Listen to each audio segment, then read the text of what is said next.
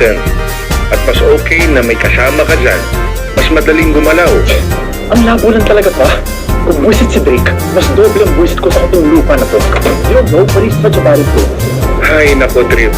Learn to live with him. Mag-banding kayo and get close to him. Oh! Drake! Mabangit ka niyan kaagad. Relax lang kasi, insan. Happy lang ba? Pa, kararating pa lang yan dito. Kung ano-ano nakakalap. May pinagkainan kung saan-saan. Nagawin mga taong alipin ng buwisin na to eh. I am pretty sure you'll get used to him soon. Aray, sakit naman, Trip. Dati, kay Drake ka lang ganun, ha? Bakit sa akin ngayon din? Aray naman. Sama mo na. Okay, I have to go. Hope your decision na mag-New York is good for you and our business. Hello? Ano pa? Hello? Binabahan ka tuloy. Yung kasing init ng ulo mo.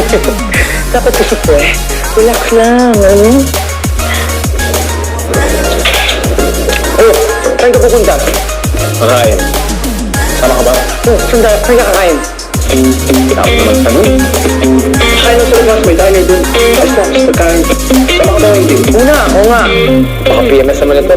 Akala mo si Drake. Gusto pang sabi lang ito. Gusto pang mention na ganyan. Papatuloy sa labas. Oo, kamatay ka sa lamig. Easy lang. Hindi mo biro eh. Oo, teka. Sama ko.